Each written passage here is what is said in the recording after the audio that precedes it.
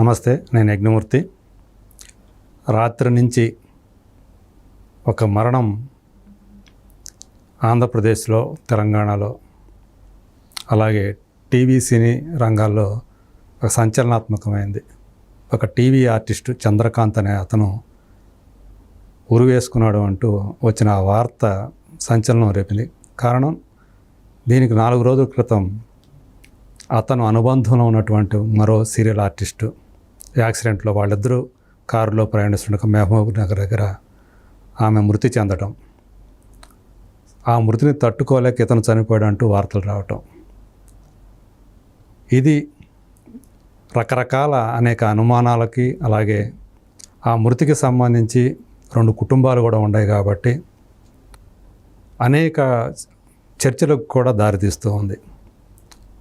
దీనికి సంబంధించి మనతో మాట్లాడటానికి సామాజిక కార్యకర్త, రచయిత్రి కృష్ణకుమార్ గారు మనతో ఉన్నారు.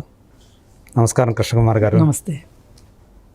ఈ ఉదంతాన్ని ఎలా చూడాలంటారు? అంటే ఒకరిని పెళ్లి చేసుకున్నారు, అది కూడా ప్రేమ వివాహమే. దాదాపు ఆమె చెప్పిన భార్య, అసలు భార్య చెప్పిన దాని ప్రకారం 11 సంవత్సరాలు ప్రేమించుకున్న తర్వాత పెళ్లి చేసుకున్నారు. 2015లో 2 పిల్లలు ఉన్నారు. అలాంటి అనుబంధాన్ని వదులుకొని తను పనిచేస్తున్నటువంటి తన టీవీ ఆర్టిస్ట్ అయినట్టు పవిత్ర జయరామ్ తోటి, ఆమెతోటి మళ్ళీ మరో ప్రేమలో పడి ఆమెతో సహజీవనము అలాంటిది ఏదో చేస్తూ ఆమె చనిపోయిందని చెప్పేసి 4 రోజుల వ్యవధిలో తను కూడా ప్రాణాలు తీసుకోవడం అనేది, దీని ఉదంతాన్ని ఎలా చూడాలంటారు? ఇది చాలా దారుణమైన సంఘటన, అలాగే చాలా సంక్లిష్టతలు కూడుకున్న విషయం. దారుణం అంటే ఒక మనిషి ఆత్మహత్య చేసుకోవడం దారుణమే. అవును.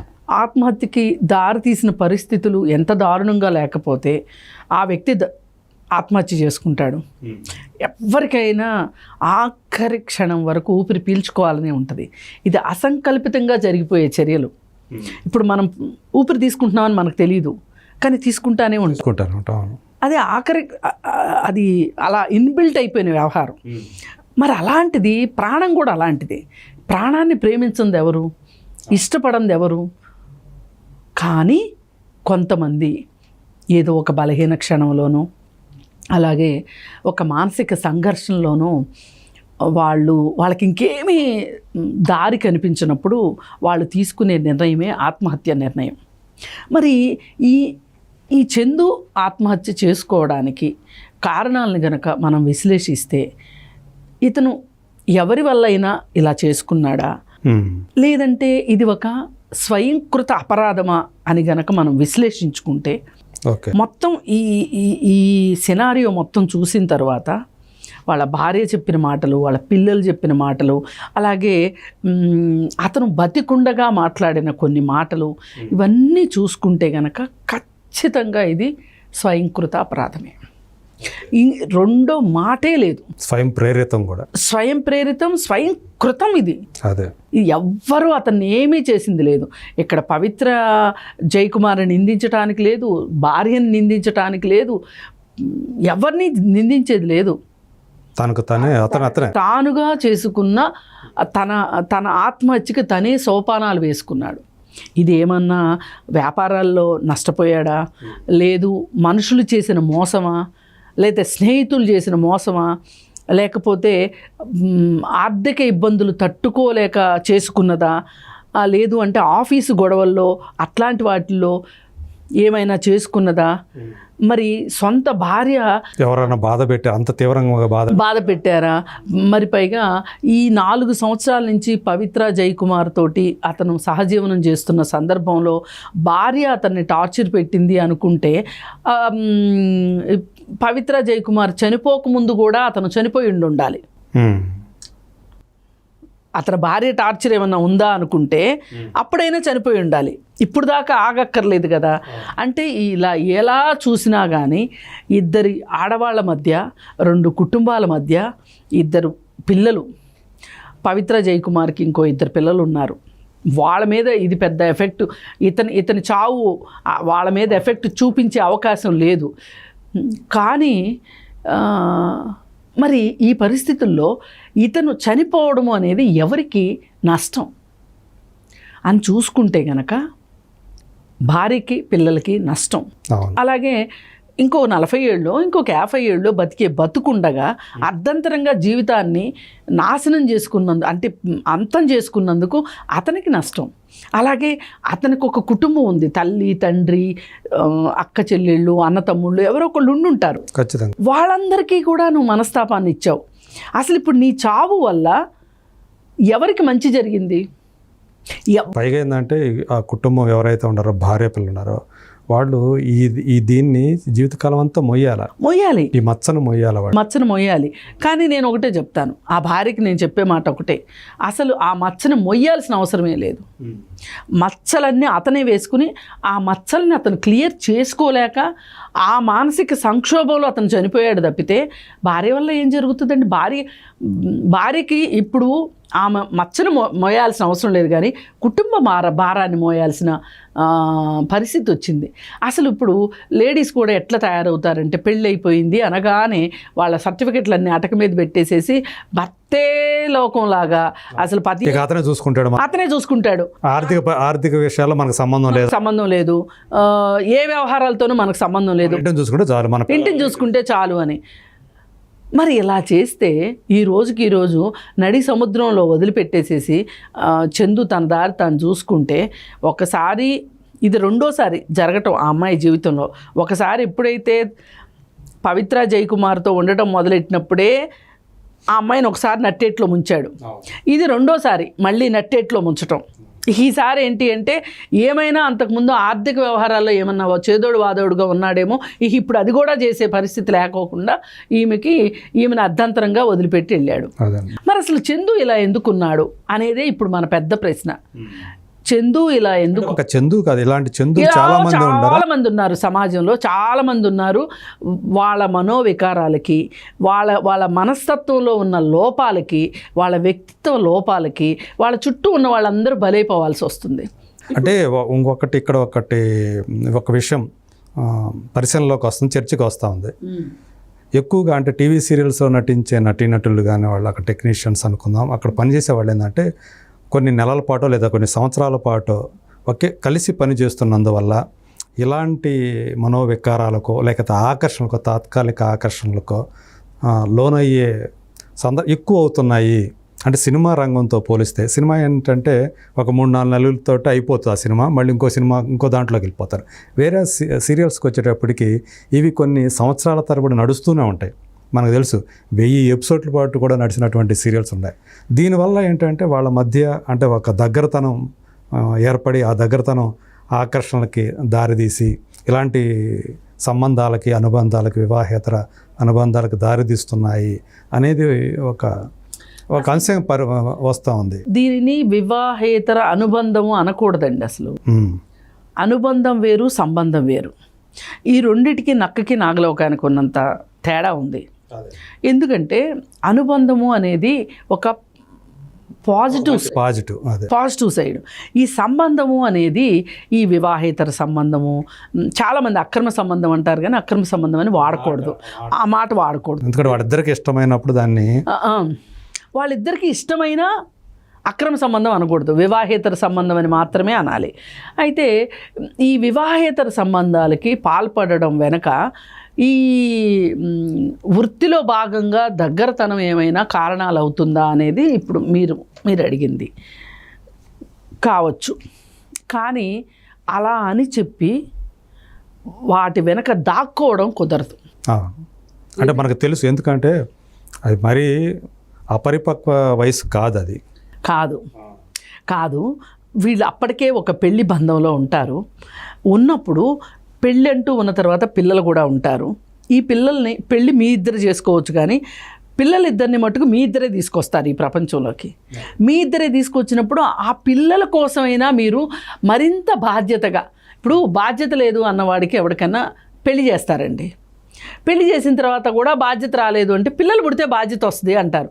ఎందుకంటారు అంటే, ఇది నా సంసారం, నా భార్య, నా పిల్లలు అనే తత్వం వస్తే వాడికి బాధ్యత వస్తుంది అంటారు. ఇప్పుడు మనకి గేదెల మందలు ఉంటాయి ఊర్లలో, ఊర్లు తెలిసిన వాళ్ళకి తెలుస్తుంది. ఒకటి ఇష్టం వచ్చినట్టు పరిగెడతా ఉంటుంది, ఆ పశువుల కాపరికి అందదు, అటు ఇటు పారిపోతూ ఉంటుంది. అందుకని దానికి ఏం చేస్తారంటే దానికి ఒక పెద్ద మెడకు ఒక దూలం కడతారు, అది గబగబా పరిగెట్టలేదు. అవును. అలాగే మనుషులకు కూడా ఇట్లాంటి చిత్త చాంపల్యం, ఇలాంటి బాధ్యత లేని మనుషులు, ఇట్లాంటి వాళ్ళు ఉన్నారు అన్నప్పుడు వీళ్ళకి ఈ చట్టం అనేది ఒక గుదిబండలాగా, వాటిని గుదిబండలు అంటారు. పల్లెటూరులో గేదెలకు కట్టే వాటిని గుదిబండలు అంటారు. అవును. అయితే మనుషులకు కూడా ఈ గుదిబండలు ఉంటాయి. ఏంటంటే అది చట్టం. ఈ చట్టం ప్రకారం ఈ గుదిబండల్ని వీళ్ళు స్వీకరించవలసిందే. కానీ ఈ మధ్య కాలంలో ఏం చెప్తున్నారు అంటే, ఇప్పుడు ఈ చనిపోయిన చందు భార్య కూడా ఆమె సమాజానికి ఒక సూటి ప్రశ్న విసిరిందండి ఈవేళ. ఏంటి అంటే, అడల్టరీని లీగలైజ్ చేయడం అంటే, అడల్టరీ తప్పు కాదు అనడమే నా జీవితం నాశనం అవ్వడానికి ఒక కారణం, నాలాగా చాలామంది నష్టపోతున్నారు అని చెప్పి ఆమె సమాజానికి ఒక ప్రశ్న, ఒక సవాలు విసిరిందండి. దీనికి మనం సమాధానం చెప్పాలి. ఎవరైనా సమాధానం చెప్పాలి. ప్రభుత్వాలు చెప్తాయా, చట్టాలు చెప్తాయా, కోర్టులు చెప్తాయా, ఎవరు చెప్తారు అనే దానికి మట్టుకు ఆమె ప్రశ్నకి సమాధానం చెప్పాల్సిందే. ఈ సోకాళ్ళు మేధావులు కావచ్చు, లేకపోతే లాయర్లు కావచ్చు, కోర్టులు కావచ్చు, ఆఖరికి కింద కోర్టు నుంచి సుప్రీంకోర్టు దాకా ఇవాళ సమాధానం చెప్పాల్సిన అవసరం ఉంది. మరి అసలు అడల్టరీ అనే ఒక అంశం ఏదైతే ఉందో దాన్ని తీసేస్తున్నాము అని చెప్పి అసలు అడల్టరీ అంటే ఏంటి, ఏం తీసేస్తున్నాము అనేది మట్టుకు ప్రపంచానికి సరిగా చెప్పలేదండి. ప్రతి ఒక్కడూ ఏం మాట్లాడుతున్నాడు అంటే, వివాహేతర సంబంధం తప్పు కాదు, వివాహేతర సంబంధం తప్పు కాదు, సహజీవనం తప్పు కాదు. ఈ మాట్లాడిన వాళ్ళల్లో ఇప్పుడు మళ్ళీ పెళ్ళి సినిమా తీశాడు కదా నరేష్ కూడా ఆ సినిమాలో చాలాసార్లు ఈ మాట అన్నాడు. అందుకే నేను ఆ రోజు సినిమా చూసిన వెంటనే మొదటి రోజే నేను ఆ సినిమా చూసి తెల్లారి పొద్దున్నే నేను టీవీ ప్రోగ్రాంలో చెప్పాను, ఈ సినిమా బ్యాన్ చేయాలి ఈ సినిమాని. ఎందుకంటే వివాహేతర సంబంధం తప్పు కాదు అని కానీ, సహజీవనం తప్పు కాదు అని కానీ అతను చెప్పిన విషయాల్లో ఎక్కడా పొంతం లేదు, చట్ట ప్రకారం లేదు. చట్ట ప్రకారం ఏంటి అంటే సహజీవనం తప్పు కాదు. నేను కూడా చెప్తున్నా, సహజీవనం తప్పు కాదు. ఎప్పుడు తప్పు కాదు? ఈ సహజీవనం చేయాలనుకునే ఇద్దరు మరో బంధంలో లేనప్పుడు మాత్రమే తప్పు కాదు. వీళ్ళు వివాహం అనే ఒక బంధంలో ఉన్న తర్వాత ఒకరున్నా ఇద్దరున్నా ఆ బంధాలని వదులుచుకుని, ఆ బంధాలను తెంచుకుని మాత్రమే సహజీవనం చేసుకుంటారా, పెళ్లి చేసుకుంటారా, ఏం చేస్తారు అనేది వేరే విషయం. కానీ ఇప్పుడు ఇతని విషయంలో ఏమైంది చెప్పండి? భార్య ఉంది, పిల్లలు ఉన్నారు, నీకు భార్య నచ్చలేదు, ఆ కాపురం నచ్చలేదు, నీకు ఇంకొక ఆమె నచ్చింది, అక్కడికి వెళ్ళిపోతే ఇలా ప్రతి ఒక్కరూ ఇలా నచ్చని విషయాలకి వెళ్ళిపోతూ ఉంటే అసలు వ్యవస్థ ఏం కావాలి? అసలు మనం ఒక వివాహ వ్యవస్థను పెట్టుకున్నది ఎందుకు? హిందూ వ్యవస్థ అనేది హిందూ వివాహ చట్టం అని మనం ఎందుకు పెట్టుకున్నాము? ఒకప్పుడు లేదు ఈ చట్టం. లేనప్పుడు 4 పెళ్ళిళ్ళు 3 పెళ్ళిళ్ళు చేసుకునేవాళ్ళు. ఈమె నా భార్య అని చెప్పేవాళ్ళు. రెండోసారి చేసుకున్నా, మూడోసారి చేసుకున్నా, 4వ చేసుకున్నా నా భార్య అని చెప్పేవాళ్ళు. దాన్ని మొదటి భార్య ప్రశ్నించడానికి వీలుండేది కాదు. లోపల ఎన్ని గొడవలు ఉండేయో కానీ ప్రశ్నించడానికి వీల్లేదు. ఈరోజు ఒక భార్య నా భర్త వేరే ఆమెతో సహజీవనం చేస్తున్నాడనో, లేకపోతే వేరే ఆమెను పెళ్లి చేసుకున్నాడనో ఆమె క్లెయిమ్ చేస్తే కోర్టుకి వెళ్తే అతను శిక్షార్హుడు. ఇవాళ అలాంటి పరిస్థితి ఉంది. చట్టపరంగా విడిపోకుండా మీరు ఇంకొకరిని చేసుకోవడానికి వీల్లేదు. అది నేరం. కానీ కొంతమంది డబ్బులున్న వాళ్ళు, చట్టాలని తమకిష్టంగా మార్చుకోగలిగిన వాళ్ళు, పోలీస్ వ్యవస్థను చేతిలో పెట్టుకోగలిగిన వాళ్ళు, కోర్టుల్ని మాయ చేయగలిగిన వాళ్ళు, వీళ్ళు ఏం చేస్తున్నారు? ఇవాళ బయటేమో ఆహా ఓహో అని చెప్తున్నారు, మేమిద్దరం కలిసి ఉంటున్నామని చెప్తున్నారు. కానీ కోర్టు దగ్గరికి వెళ్ళేసరికి కోర్టు ఒప్పుకోదు కాబట్టి అబ్బెబ్బే అలాంటిది ఏమీ లేదు అని మాట్లాడుతున్నారు. ఈ ద్వంద్వ వైఖరి ఏదైతే ఉందో, వీళ్ళు పరిస్థితులకి తగ్గట్లుగా మాటలు మార్చడం ఏదైతే ఉందో, ఇది చట్టం దృష్టికి వచ్చినప్పుడు చట్టం మట్టుకు కఠినంగా శిక్షించాలి, సత్వరం చర్యలు తీసుకోవాలి. ఇప్పుడు మామూలుగా ఏం మాట్లాడుతుంటారు బయట, ఏదైనా ఒక అత్యాచారం జరగగానే ఎన్కౌంటర్ చేయాలని అరుస్తూ ఉంటారు. ఎన్కౌంటర్లు ఇప్పుడు కూడా పరిష్కారం కాదు. కానీ పరిష్కారం ఏంటి అంటే ఇలాంటి కుటుంబ విషయాలకు కావచ్చు, అత్యాచారాలకు కావచ్చు, త్వరితగతిన స్పీడీ జస్టిస్. ఇప్పుడు ఒక భార్య ఒక భర్త గురించి కోర్టుకు వెళ్ళింది. నా భర్త నాతో సరిగా ఉండట్లేదు, సరే నాతో సరిగా ఉంటాడా ఉండడా తర్వాత విషయం, కనీసం నా జీవన భృతికి ఏమి ఏర్పాటు చేయట్లేదు అని ఒక భార్య కోర్టుకు వెళ్తే దానికి కూడా మేనమేషాలు లెక్కించి సంవత్సరాల తరబడి అది డిస్పోజ్ చేయకుండా ఆ కేసుని, మామూలుగా చట్టం ఏం చెప్తుంది అంటే, డొమెస్టిక్ వైలెన్స్ యాక్ట్ ఏం చెప్తుంది అంటే 60 రోజుల లోపల ఈ కేసు గురించి మీ నిర్ణయం చెప్పాలి అని చెప్తుంది కోర్టుని. అంటే ఏంటి, ఈమె తప్పుడు అలిగేషన్స్ పెట్టిందా, లేకపోతే ఈమె ఎలిగేషన్స్ అన్నీ కరెక్టేనా? కరెక్టే అయితే ఈ అమ్మాయికి చేయవలసిన న్యాయం ఏంటి, అతన్ని శిక్షించవలసిన పరిస్థితి ఏంటి, ఏ రకంగా శిక్షించాలి అనేది 60 రోజుల లోపల నిర్ణయం తీసుకోవాలి అని చట్టం చెప్తుంది. కానీ ఎక్కడండి, ఇక్కడ అమలే జరగట్లేదు, అస్సలు అమలే జరగట్లేదు. 2500 రూపాయలు మెయింటెనెన్స్ కోసం భార్య అడిగితే ఆ 2500లో 2000 ఇస్తారనే ప్రబుద్ధులు కొంతమంది, ఏది వాళ్ళకి డబ్బులు ఉండి కూడా ఇవ్వకపోతే ఒక 2 నెలలు కోర్టు కనుక ఇవ్వమని చెప్తే ఒక 2 నెలలు ఇచ్చినట్టు ఇచ్చి 3వ నెల నుంచి మానేస్తే ఆమె మళ్ళీ అలోపలోమనుకుంటా కోర్టుకు రావాల్సిందే, లాయర్కి ఫీజు ఇచ్చుకోవాల్సిందే, మళ్ళీ అతని మీద కంప్లైంట్ మెమో వేయాల్సిందే. మెమో వేస్తే మళ్ళీ వీడు ఎక్కడ దొరుకుతాడో తెలియదు. వీడు హ్యాపీగా ఇంకొక ఫ్యామిలీతో ఉంటాడు, అదేమంటే సహజీవనం అని చెప్తాడు, అదేమంటే అడల్టరీ తప్పు కాదు కదా అంటాడు అని చెప్పి విలాసంగా బతికేస్తున్నాడు అతనికి. ఎందుకంటే అతను ఆర్థిక వనరులు ఉంటాయి అతని చేతిలో, నేనేమైనా ఎవరు క్వశ్చన్ చేయరు. పైగా కుటుంబం నుంచి కూడా మద్దతు ఉంటుంది. ఇది చాలా దారుణమైన విషయం. నీ వల్లే అతను అట వెళ్ళాడు. నువ్వు గయ్యాలి దానివి, నువ్వు ఇంటికి వస్తూనే తగాదా పెట్టుకున్నావు, అందుకే వాడు అట్లా వెళ్ళాడు. మరి నువ్వు సుఖపెట్టకపోతే వాడు ఏం చేస్తాడు? ఇలాంటి నువ్వు మంచిగా ఉంటే వాడు ఎందుకు వెళ్తాడు? నువ్వు మొహం ఇంత లావును పెట్టుకుంటావు. ఇలా రకరకాలుగా హింస పెట్టి, భర్త పెట్టే హింస ఒకటి, వీళ్ళు పెట్టే కుటుంబంలో మిగతా సభ్యులు పెట్టే హింస కొంత, ఆడపడుచులు కూడా, నేను ఒక ఆడదాన్ని, నా భర్త నుంచి నేనేం కోరుకుంటున్నానో నా వదినికి కూడా అది కోరుకునే హక్కు ఉంది అని ఆడపడుచులు ఆలోచించరు, అత్తగారు ఆలోచించదు. అవును, అంటే అత్తగా ఒక రకంగా ఉంటుంది, అమ్మగా ఇంకొక రకంగా ఉంటుంది. సరే, ఇవన్నీ ఎలా ఉన్నా సరే ఒక భర్త, ఇప్పుడు వీళ్ళందరినీ పక్కన పెట్టేద్దామండి, ఒక భర్త ఒక బంధంలోకి వచ్చాక భార్యని కష్టపెట్టకూడదు అనే ఒక ఉద్దేశం భార్యకి ఉండాలి, భర్తకి ఉండాలి. ఇప్పుడు అన్నిసార్లు భర్త లేదు, నరరూప రాక్షసులు అనడానికి లేదు, నరరూప రాక్షసులు ఆడవాళ్ళు కూడా ఉన్నారు. వీటికి కారణం ఏంటి అనేది ఒకసారి ఫ్యామిలీ మెంబర్స్ అందరూ కూర్చుని ఆలోచించటం చెయ్యాలి. ఆలోచించిన తర్వాత అతను మాట వినకపోతే అతన్ని చట్ట ప్రకారమైన మాట వినేటట్లుగా, నువ్వు వెళ్ళిపోయినా పర్లేదు, ఈ అమ్మాయికి మేము అండగా ఉన్నాము అంటే అతను కొంచెం ఒకడు దానికంటే నువ్వు చేస్తున్నది తప్పు అని గట్టిగా నిలదీసి చెప్పాలి. కానీ చాలామంది కుటుంబాల్లో చెప్పరు, కొడుకుని దూరం చేసుకోరు. ఎందుకు? మళ్ళీ ఇక్కడ ఆర్థికమే.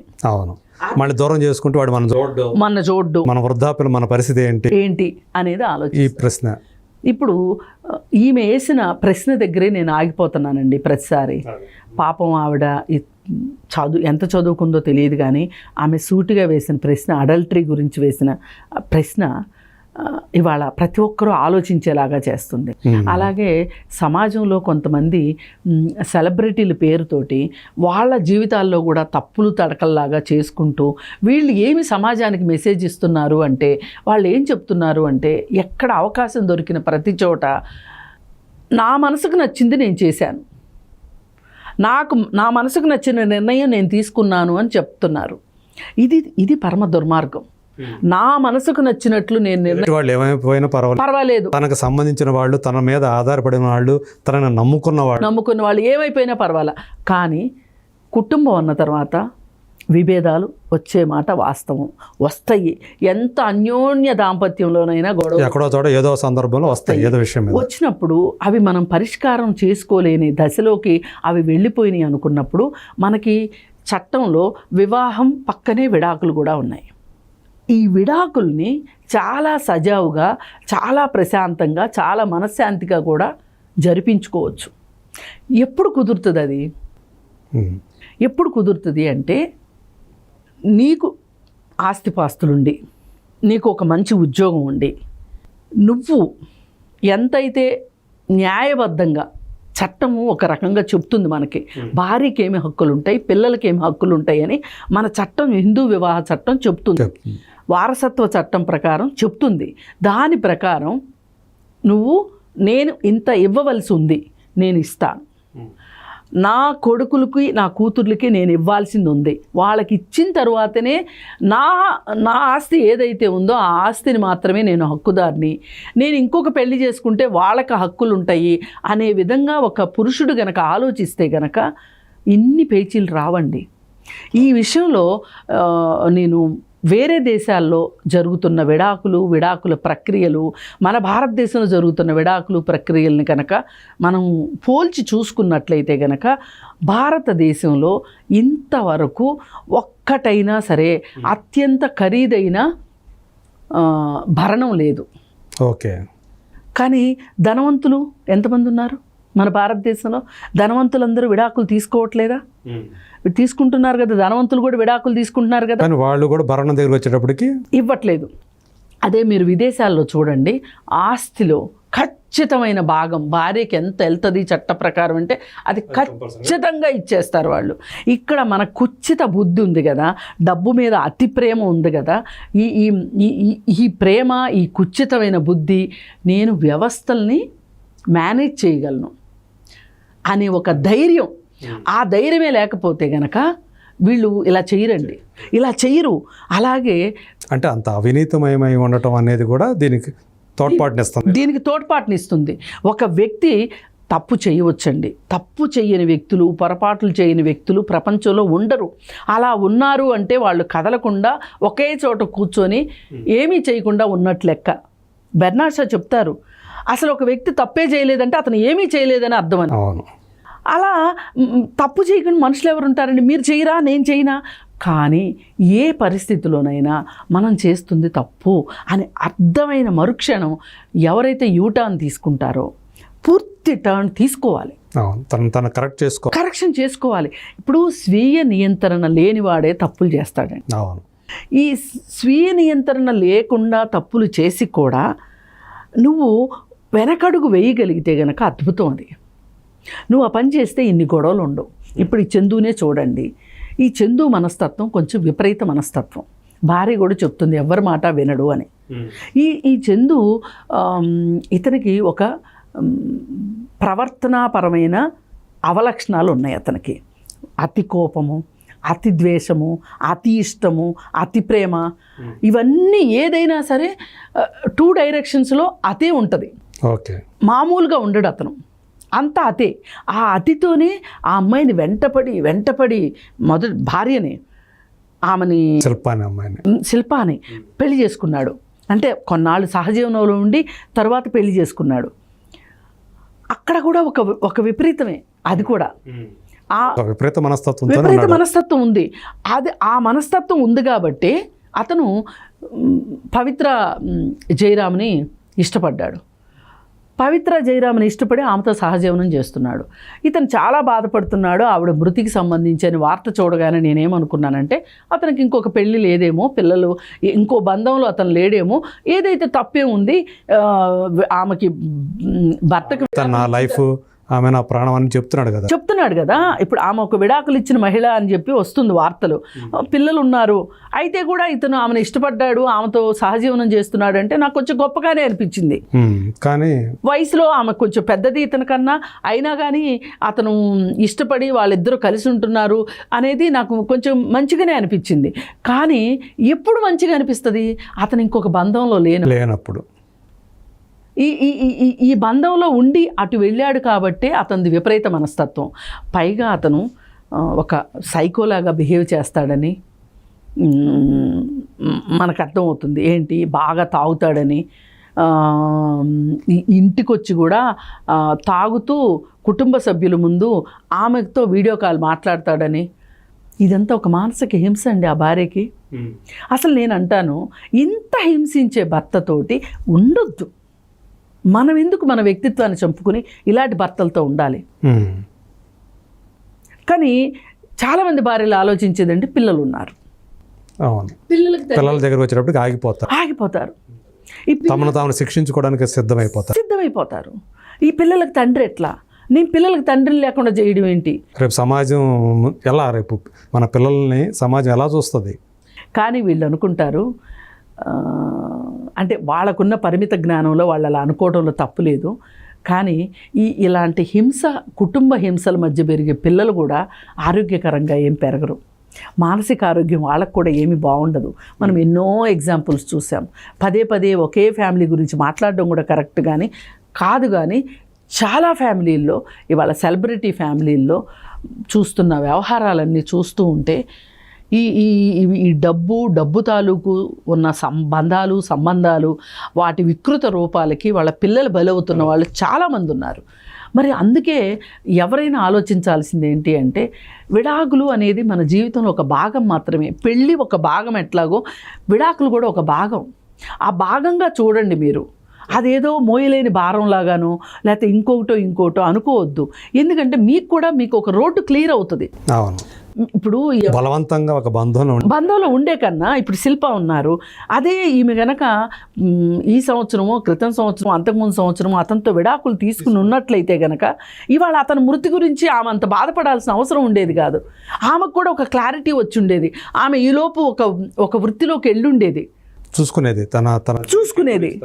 ఇప్పుడు పెళ్ళి ఎంత మన లైఫ్ని సెటిల్ చేస్తుంది అనుకుంటున్నామో, కొన్నిసార్లు విడాకులు కూడా సెటిల్ చేస్తాయండి జీవితాలని. ఒక క్లారిటీ వస్తుంది. ఇప్పుడు నేనేం చేయాలి, నేను ఎలా ఉండాలి, నేను ఇంకొక బంధంలోకి వెళ్ళాలా, లేదు ఇలాగే ఉండాలా, నేను ఇలాగే ఉంటూ నా పిల్లల్ని చూసుకోవాలా, ఇలా ఆమె లైఫ్ని ఆమె స్ట్రక్చరైజ్ చేసుకుంటుంది. కరెక్ట్. చేసుకోవడానికి విడాకులు అనేది చాలా అవసరమైన విషయం. ఎప్పుడు ప్రతి ఒక్కళ్ళు విడాకులు తీసుకోమని చెప్పట్లా. ఇలా పొసకదు అనుకున్నప్పుడు మీరు అసలు పెళ్ళిళ్ళకి ముందే ప్రీ మ్యారిటల్ కౌన్సిలింగ్కి వెళ్ళడం కరెక్టు.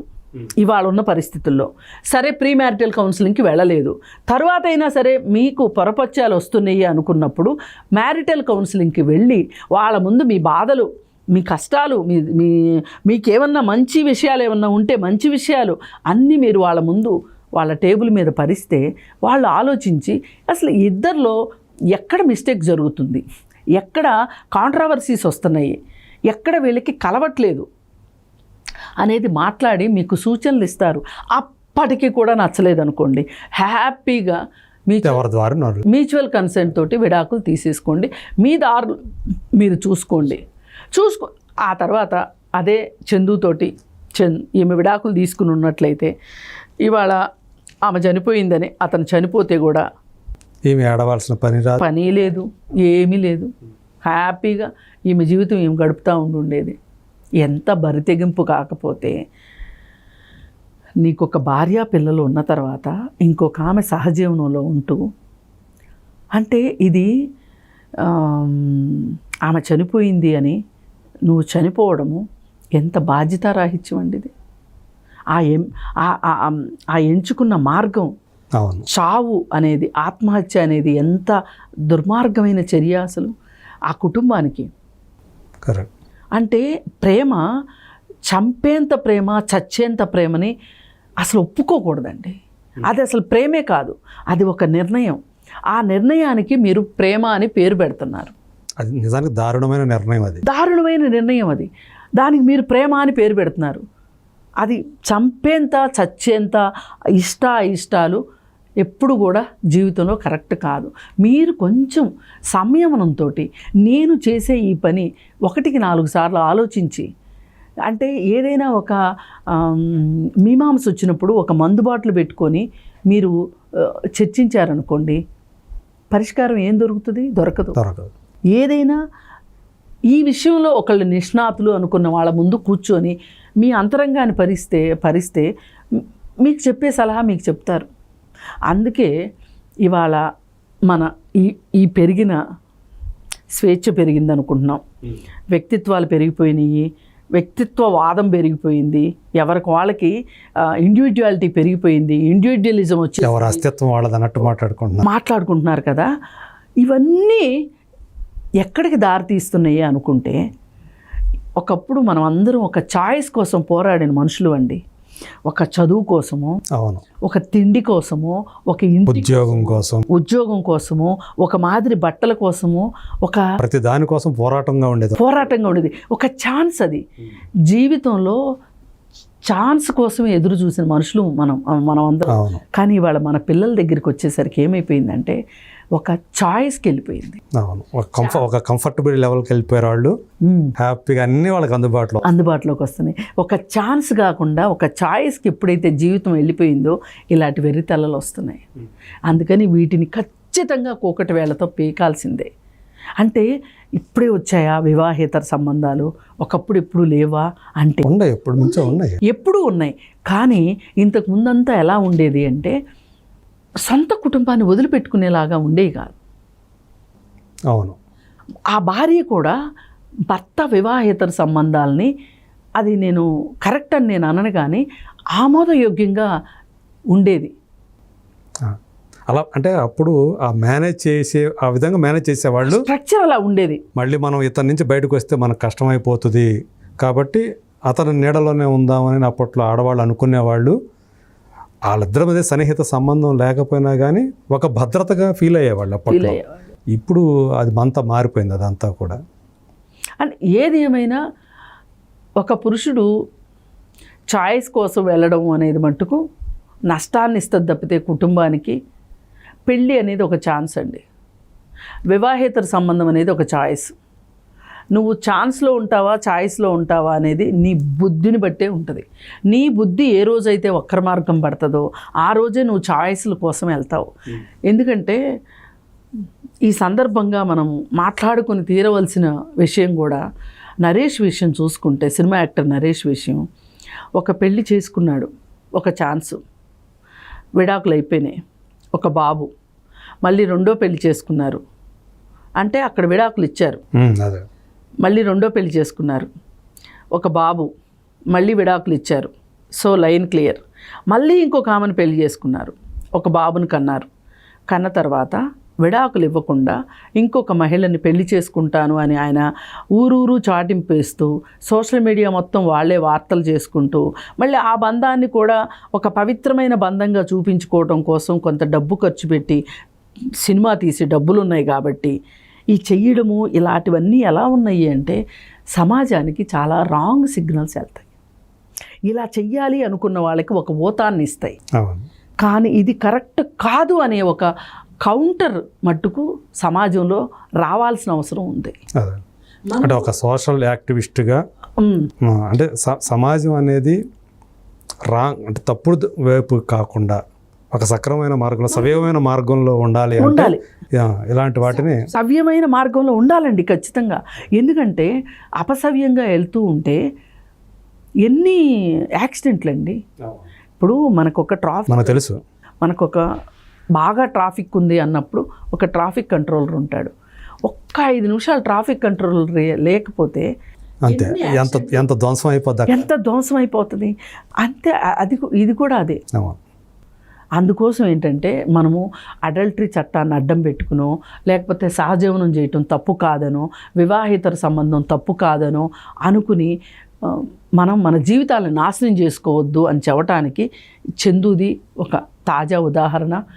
ఏది ఏమైనప్పటికీ అతని భార్య, అతని పిల్లలు ఎవరైతే ఉన్నారో వాళ్ళు మట్టుకు, వాళ్ళకి ఒక స్వాంతనగా మట్టుకు మనం వాళ్ళకి ధైర్యాన్ని ఇవ్వాలని మట్టుకు కోరుకుంటాం. అవును, సామాజిక పరంగా ఒక ధైర్యం ఇవ్వాలి, ఖచ్చితంగా ఇవ్వాలి. థ్యాంక్ యూ అండి. Thank you so much Krishna Kumar గారు. Thank you.